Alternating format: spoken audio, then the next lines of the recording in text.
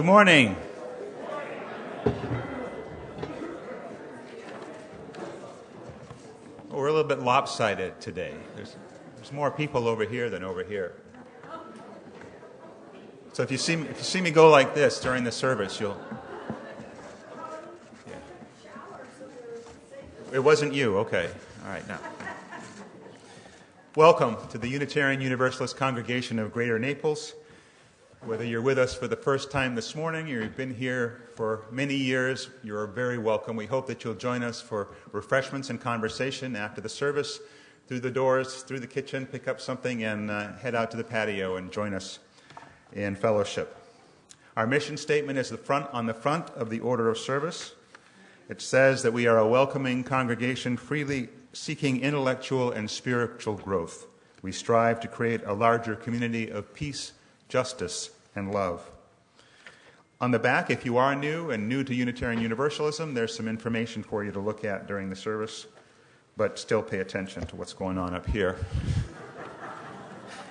Each of us is encouraged to grow spiritually in fellowship with others by joining in worship, in celebration, education, reflection, and discussion. And we try to do all this in the spirit of love and understanding, offering each other support in times of need. There are listening devices for those who are hard of hearing. There are large print hymnals for those who have trouble seeing, small print.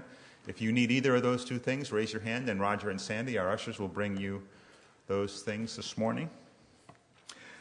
Some of you got the blue weekly news sheet that came with some of the order of services. I understand we didn't print enough this week. So if you don't need it, drop it on the table on your way out and somebody else can pick it up. That tells us all the things that are going on this coming week.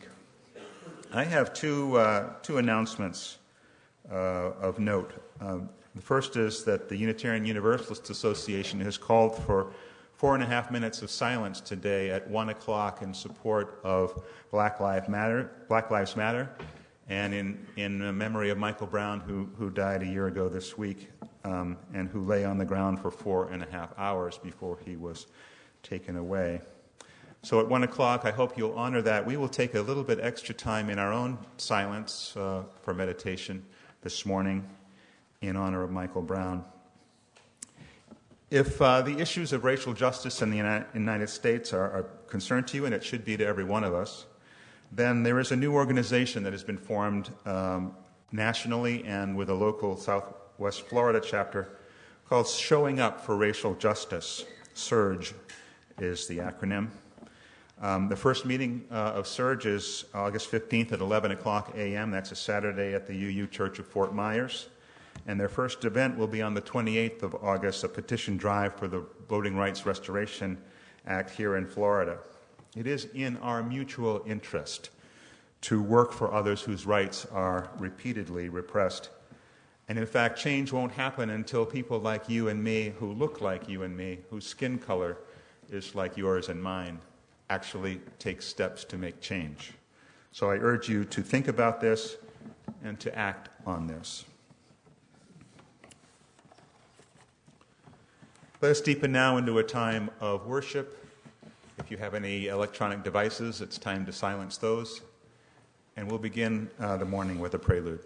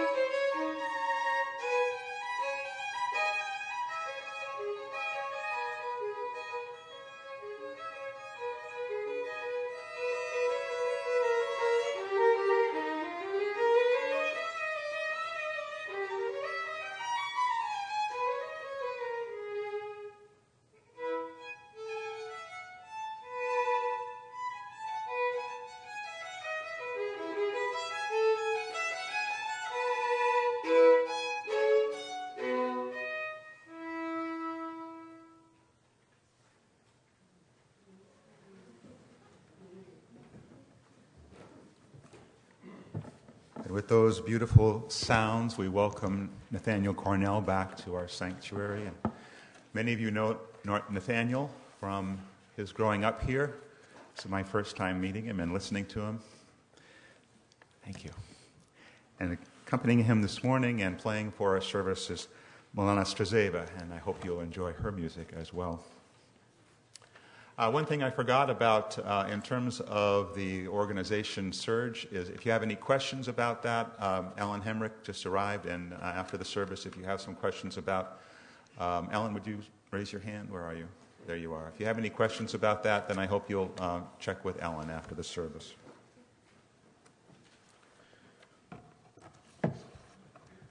Our opening words today come from the poem Mysteries, Yes, by Mary Oliver.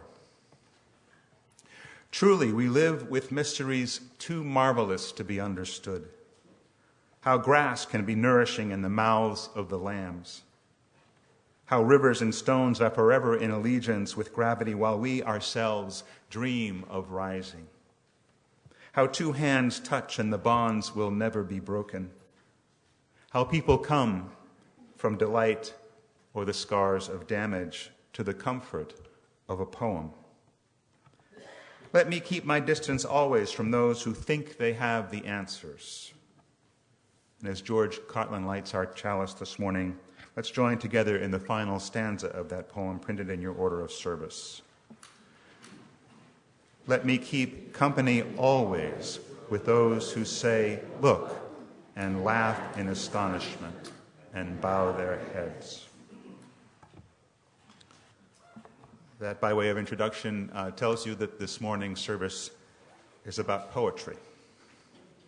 And the text of our opening hymn this morning comes from Robert Frost and is set, thankfully, to a familiar tune. So let us rise in body and spirit and sing together hymn number 64, Oh, Give Us Pleasure in the Flowers Today.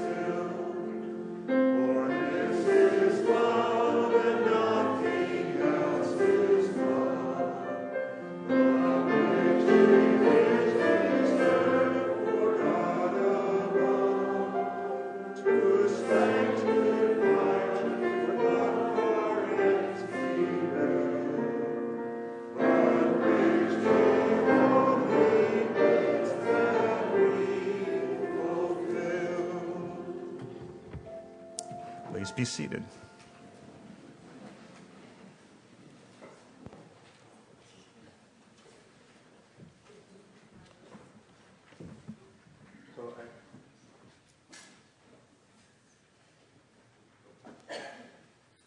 So as I said, today's morning service is centered around poetry. And I have a question for you. How many of you memorized a poem, either growing up or later on? So a good number of you. And how many would want to share one of the poem that you... I have two hands, so we'll start with John. And let's hear. Hopefully it's not like, an ode that goes on through. Soft come dancers, cross the dew, oh tell me then of what you knew of dogs and duchesses and Brian Boru. The Boru is gone to know no more of all that sleeps upon the shore of Liffey and Dublin and sweet Irish lore. Oh, dirge me a tune and play me a plaint of all that is love, and my sister the saint. False patriots die our graves to taint.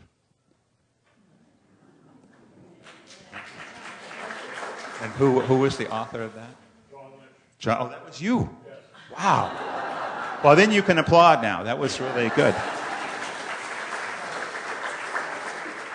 Ellen. If I could remember the second verse. Whose woods these are, I think I know. His house is in the village, though.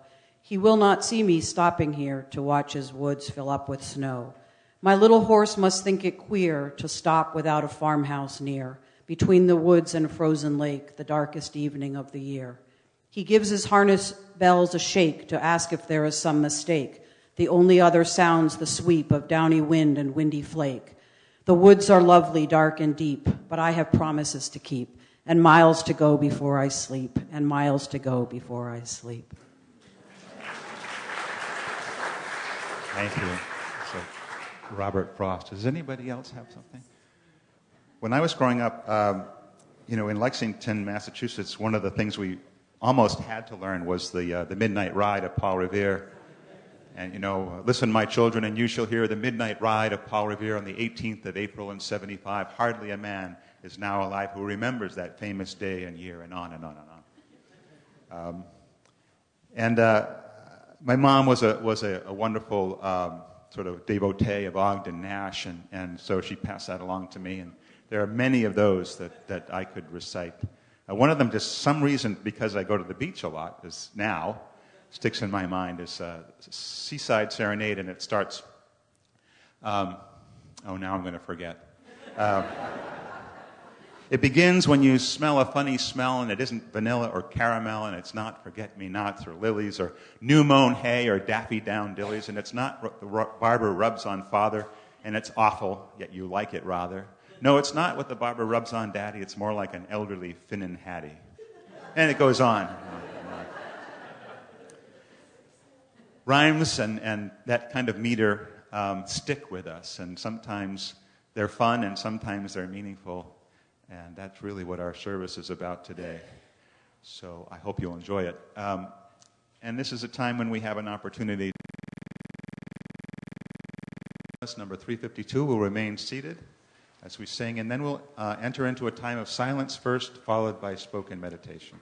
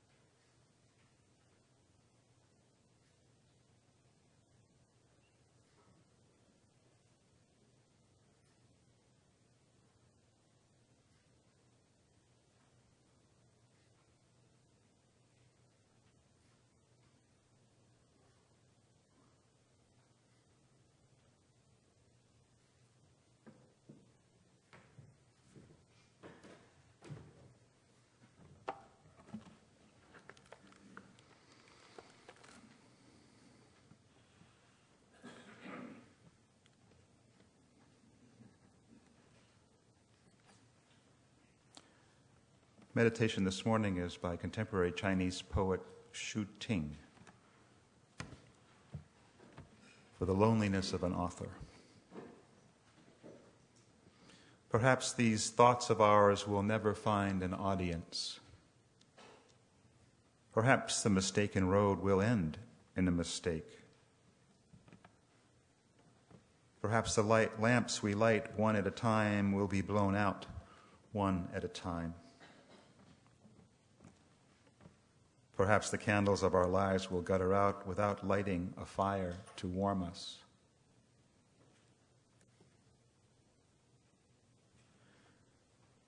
Perhaps when all the tears have been shed, the earth will be more fertile. Perhaps when we sing praises to the sun will praise us in return. Perhaps these heavy burdens will strengthen our philosophy. Perhaps when we weep for those in misery, we must be silent about miseries of our own. Perhaps, because of our irresistible mission, we have no choice.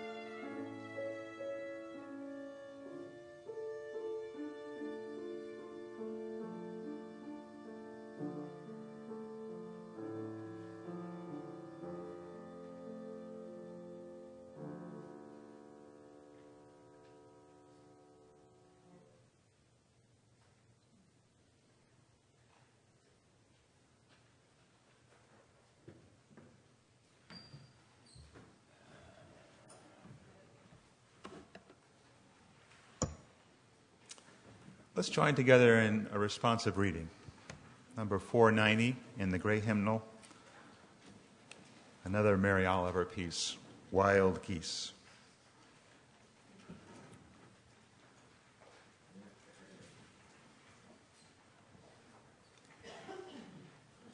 You do not have to be good. You do not have to walk on your knees or on your knives through the desert humanity.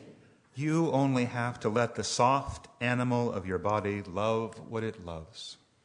Tell me about the share, yours, and I will tell you mine. Meanwhile, the world goes on.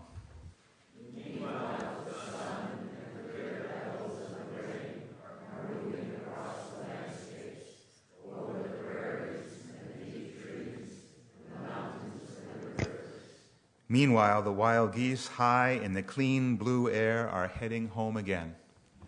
Wherever you are, no matter how lonely, the world offers itself to your imagination, calls to you like wild geese, harsh and exciting, over and over, and melts to your place in the family of things.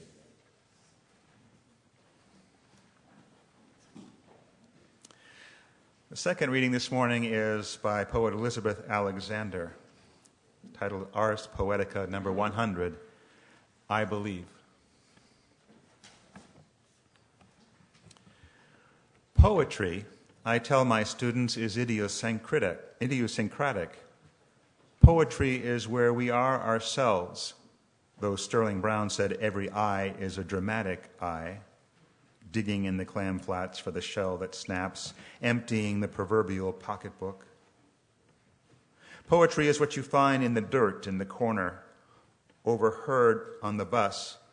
God in the details, the only way to get from here to there. Poetry, and now my voice is rising, is not all love, love, love, and I'm sorry the dog died. Poetry, here I hear myself loudest, is the human voice. And are we not of interest to each other?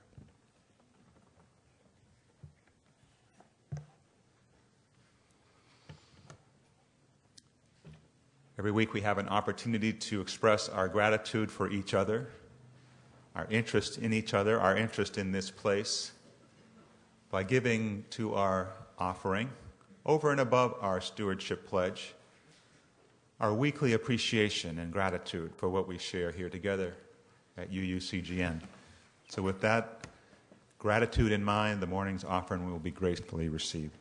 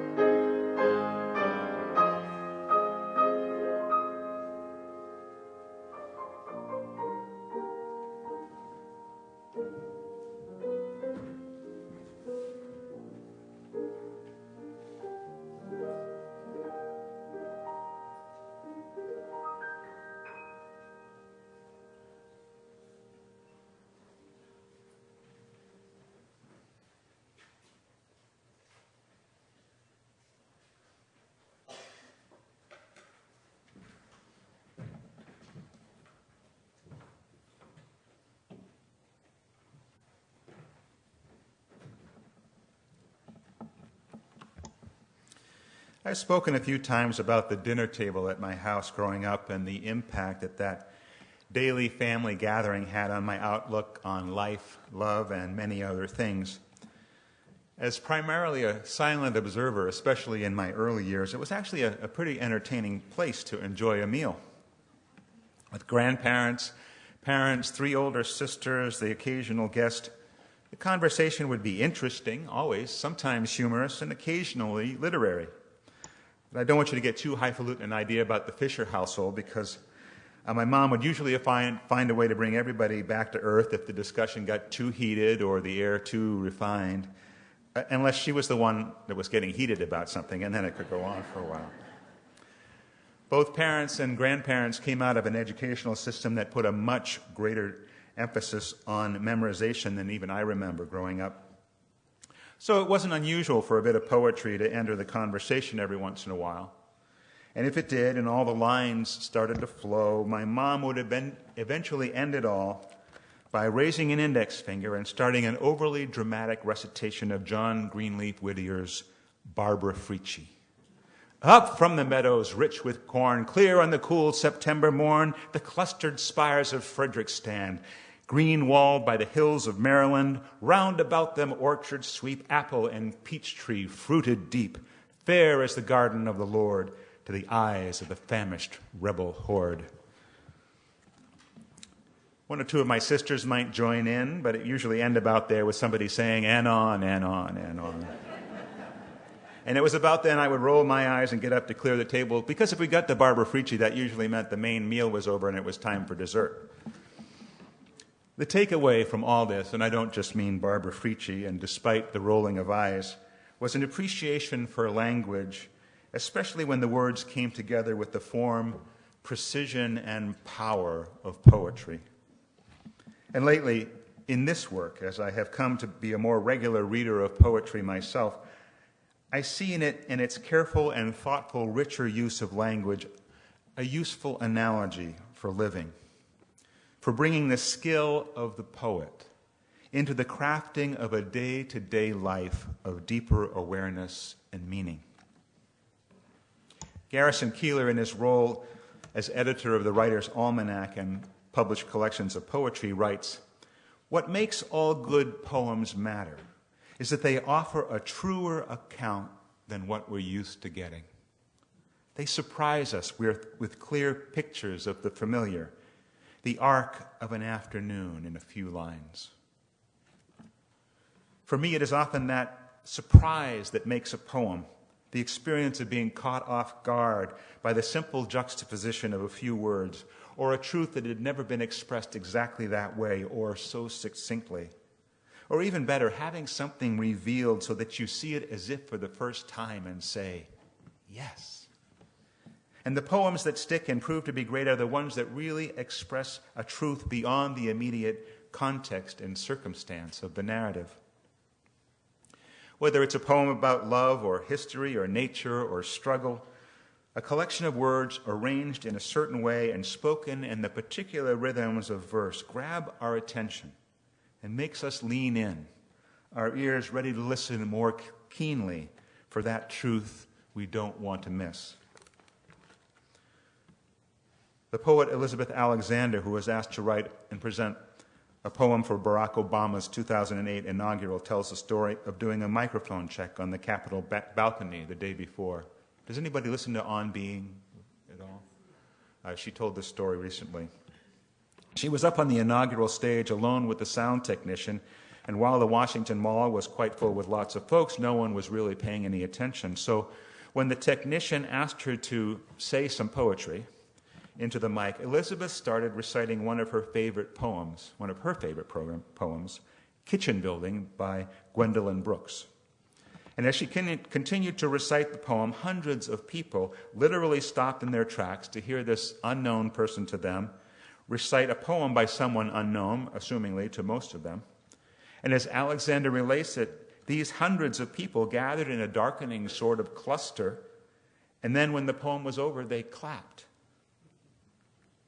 This is the poem that Elizabeth Alexander shared on that pre-inaugural day, written by Brooks when she was living in less than perfect conditions in a poor neighborhood of Chicago in the 1940s, but still relevant for all of us, wondering how anything can lift people above the simple and stark realities of everyday life. We are things of dry hours and the involuntary plan. Grayed in and gray. Dream makes a giddy sound, not strong like rent, feeding a wife, satisfying a man. But could a dream send up through onion fumes its white and violet, fight with fried potatoes and yesterday's garbage ripening in the hall? Flutter or sing an aria down these rooms, even if we were willing to let it in, had time to warm it, keep it very clean, anticipate a message, let it begin? We wonder.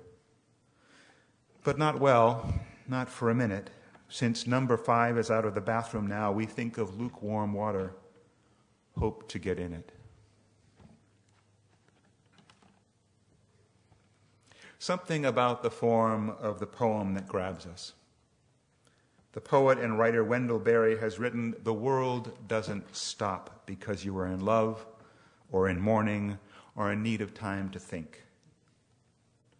But there are things like poetry that can somehow bring us out of ourselves, make us stop and pay attention, even if the world will not. What would it be like, I wonder, to live a life that had those same qualities? A life that in its living made others stop and take notice, not so much because of its style or bombast, but because of its essence and its integrity. The name Henry David Thoreau came to mind when I was writing this week. I was a regular visitor to Walden Pond when I was a teenager and young adult. It was an easy 15-minute drive from my house, a nice walk around the pond with a friend or a date. And the best part was the Buttrick's ice cream stand about halfway there. Unfortunately, the ice cream stand happened to have been placed right on the spot where Paul Revere and William Dawes had been captured by British patrol as the two were riding towards Concord to spread the alarm on the eve of the American Revolution.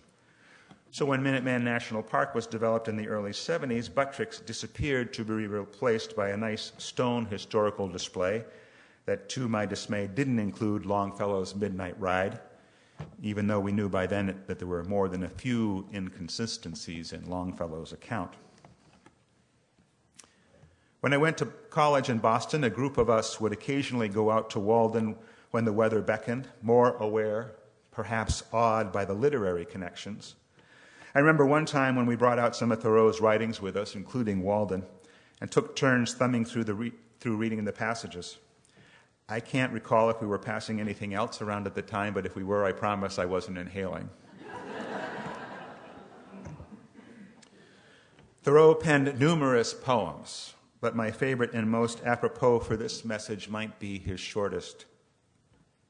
My life has been the poem I would have writ, but I could not both live and utter it. Thoreau retreated to Walden because, in his own words, I wished to live deliberately, to front only the essential facts of life and see if I could not learn what it had to teach, and not, when I came to die, discover that I had not lived.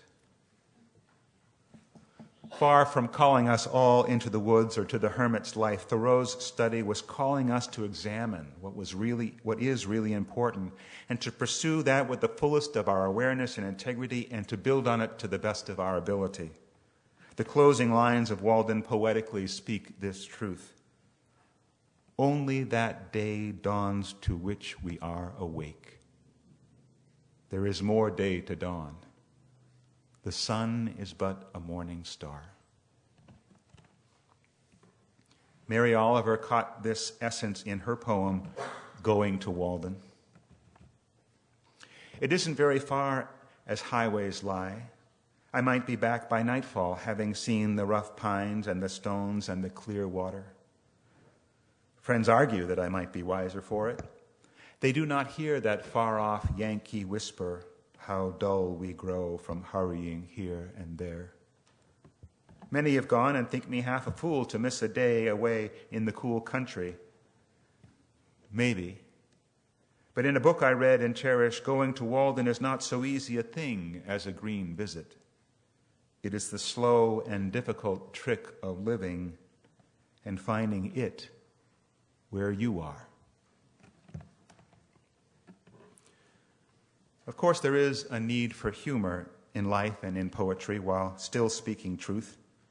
My mom passed on her love of Ogden Nash, and every time we had a hamburger, my grandfather would chime in with his favorite Richard Armour quip, "Shake and shake the ketchup bottle, none'll come, and then a lot'll."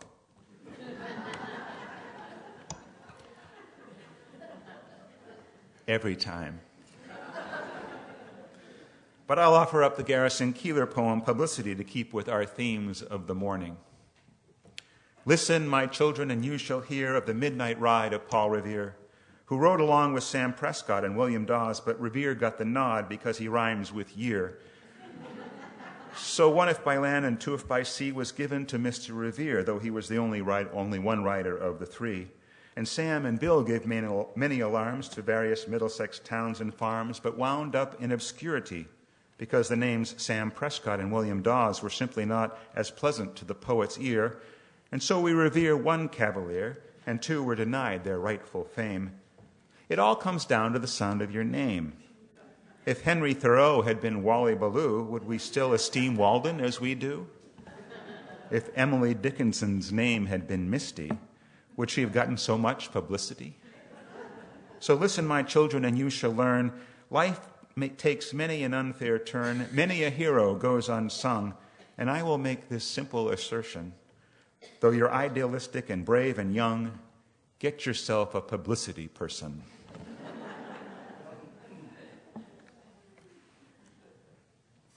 I no longer need a poem I can memorize. I want something that finds a way through my defenses and startles me awake, or shifts my innards and churns away at my soul. Emily Dickinson talks of how poetry does this, whether in seriousness or through humor. Tell all the truth, but tell it slant. Success in circuit lies, too bright for our infirm to light the truth's superb surprise. As lightning to the children ease with explanation kind, the truth must dazzle gradually, or every man be blind. The world doesn't stop, so we have to. And poetry in its many forms can arrest a moment and have us thinking about important things. If we could but capture in life the poet's ability to distill things down to their essential elements and write our days with that elusive combination of clarity and integrity, showing in Elizabeth Alexander's words that we are of interest to one another. Let me close by sharing her poem that she did at the inaugural. Praise song for the day. Each day we go about our business, walking past each other, catching each other's eyes or not, about to speak or speaking. All about us is noise. All about us is noise and bramble, thorn and din, each one of us, our ancestors on our tongue. Someone is stitching up a hem, darning a hole in a uniform, patching a tire, repairing the things in need of repair. Someone is trying to make music somewhere with a pair of wooden spoons and an oil drum, with cello, boombox, harmonica, voice. A woman and her son wait for the bus. A farmer considers the changing sky. A teacher says, "Take out your pencils, begin." We encounter each other in words. Words spiny or smooth, whispered or declaimed, words to consider, reconsider. We cross dirt roads and highways that mark the will of someone, and then others who said, "I need to see what's on the other side." I know there's something better down the road. We need to find a place where we are safe. We walk into that which we cannot yet see. Say it plain, that many have died for this day.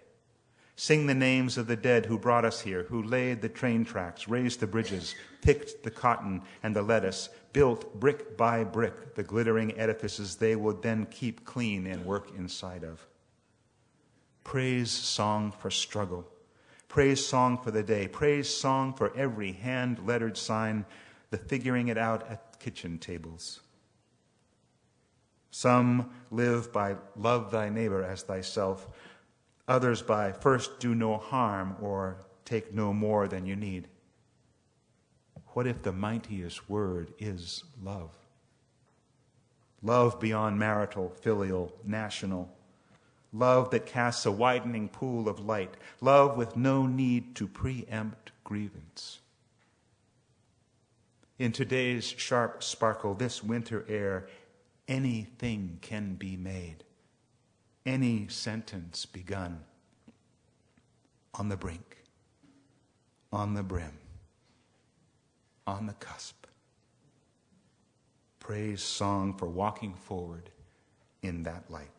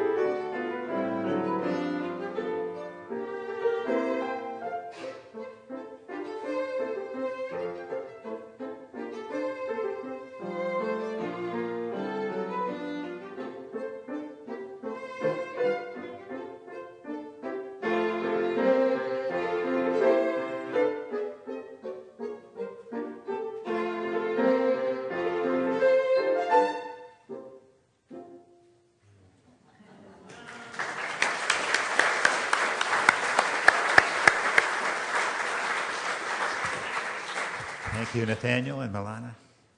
Our closing words today come from our Unitarian forebear, William Ellery Channing. To live content with small means, to seek elegance rather than luxury, and refinement rather than fashion. To be worthy, not respectable, and wealthy, not rich. To study hard, think quietly, talk gently, act frankly, listen to stars, birds, babes, and sages with open heart. To bear all cheerfully, do all bravely, await occasions, hurry never. In a word, to let the spiritual, unbidden and unconscious grow up through the common. Let this be my symphony. And let's join together singing hymn number 207 in the hymnal, Earth Was Given as a Garden, Rise in Body or Spirit. Thank you.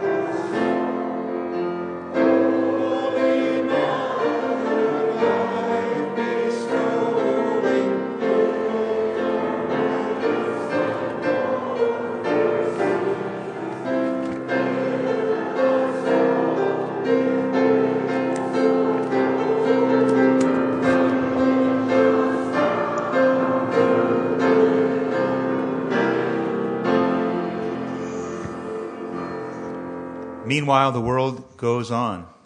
Whoever you are, no matter how lonely, the world offers itself to your imagination, calls you to you like wild geese, harsh and exciting, over and over, announcing your place in the family of things. Go in peace.